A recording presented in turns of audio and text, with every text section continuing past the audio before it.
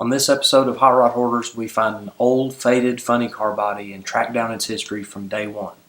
Real quick, before I get carried away, I want to say thank you to all of the new subscribers and viewers who checked out my video about Jim Smith's dragster. The response has just been overwhelming, and just wanted to say that I appreciate each and every one of you who have tuned in to check it out, and just wanted to let you know that there'll be more of that type of content coming soon, including this new video about an old funny car body that we found. So if you like this sort of thing, hit the subscribe button and then hit the notifications bell, and you'll get a notification each time we post a new video.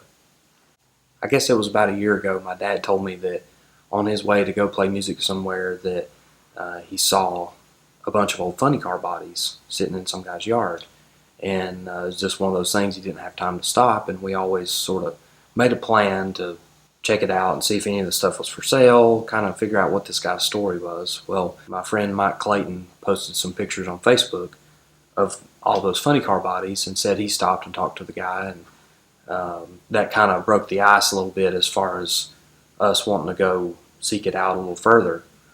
Well, then I get a text from Michael Brandt, who has a metal fabricating business in Chattanooga, and he has a YouTube channel called GarageBound, so check it out. So Michael sent me a link to a Craigslist ad which had this funny car body, a 1979 Dodge Challenger with old paint, old lettering, and like exactly the type of stuff that I like. So the guy's name is Craig Wagner, and he's originally from the Chicago area, recently moved to Tennessee. He's built a bunch of fiberglass parts and funny car bodies. Now this car that he had listed for sale, that's not a body he built, but it's one that he had bought, and it was just time to let it go and move on to new projects. He wants to build a replica of his dad's fuel funny car that ran in the 60s, so this was kind of freeing up some space and a few dollars to be able to move forward on that project. So Craig didn't really have any information on the body. It was just one of those things that kind of got passed around a few times, and he actually bought it from somebody in Georgia. I knew that with the old paint job and the lettering and all that stuff that I could find something on it. So before we even got the thing home, I was on Facebook searching the funny car groups and trying to figure out who might have owned this car back in the 80s, which is when I was guessing it ran. What I found was this car in its current paint scheme was ran by Mike DeAndrea, and he's out of Niles, Ohio, and he ran the car with the Mid-America Funny Car Circuit, and he actually only ran it for just a year or so in this configuration. He later actually updated it to Dodge Daytona body. So after I found out this car was previously raced by Mike DeAndrea, I found him on Facebook, sent him a message, and sent him a couple of pictures of what the car looks like now. Since Mike basically knew all the history on the car, I just kept quizzing him on where it came from and who had it and how he ended up with it, and he was glad to tell me. So I'm going to rewind a little bit and go back to day one with this car, which was 1978. That's when it was delivered to Tom Finley, and he was based out of Miami, Florida. He raced a dragster in NHRA Division II and eventually built this car, which had a Cox chassis and this brand new Iverson-built body. As I was researching Tom Finley's racing career, I found that David Clark had a lot of information about Tom and his racing program. So I found him on Facebook, friended him, sent him a message about this car, and he gave me a lot of information on it. He told me that his cousin Gary, who was basically like a brother to him, they raced together in a dragster. They actually competed against Tom and beat him on several occasions, and ended up working for Tom with this funny car in 1981. And they won some races. They won in Atlanta. They went rounds in Gainesville, and ended up finishing pretty well in the points that year. So, you know, he knew the car inside and out.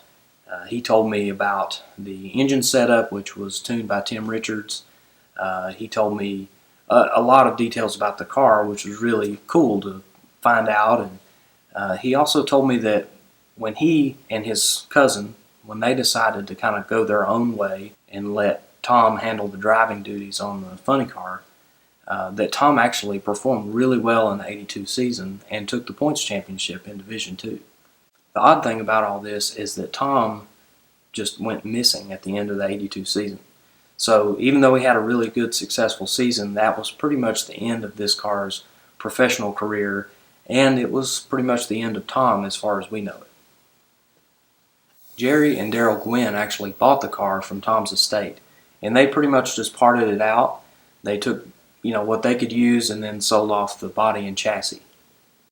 From there, it was Bob and Kathy Flock from Ohio that ended up with the body and chassis, and they only ran it for about a year because of the lay-down style seating arrangement in this Cox chassis. It just didn't fit him well, and he didn't feel comfortable in it. So he ended up selling the car to Butch Osmond, who was a pretty recognized racer at the time. He raced it about a year, didn't like the lay-down style seating situation, and ended up selling the car. So around this time, Mike D'Andrea was racing a front-engine dragster, and he always had a huge aspiration to drive a funny car. That's kind of when this car became available from Butch Osmond, and he ended up buying it. Mike decided to take matters into his own hands, and he modified the chassis himself, completely reconfiguring the seating area so that it would have an upright position like a modern funny car would have.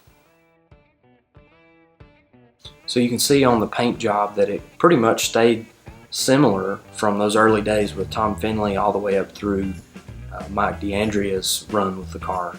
The black paint with sort of the typical late 70s, early 80s stripe design, and then obviously the lettering changed when Mike got his hands on it. He had Ed Miller do the lettering. He's out of Niles, Ohio, and he's still doing this stuff. He's mainly concentrated on dirt track and oval track cars, but he did letter some drag racing cars as well.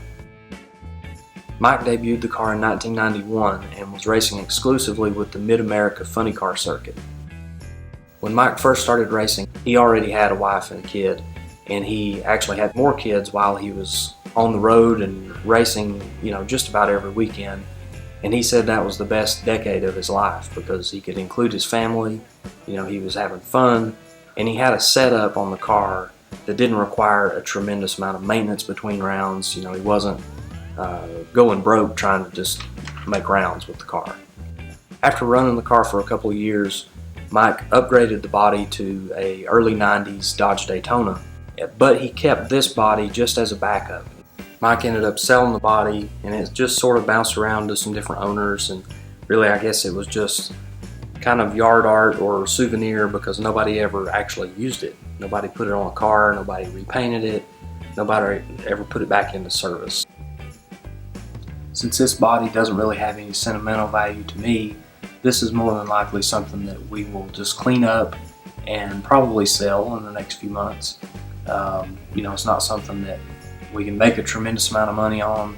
Personally, for me, the value comes with being able to document it. That's really more fun and more enjoyable than anything else for me. So, I've kind of accomplished that, and we'll more than likely just move on and let somebody use it for a nostalgia funny car or just another conversation piece somewhere down the road.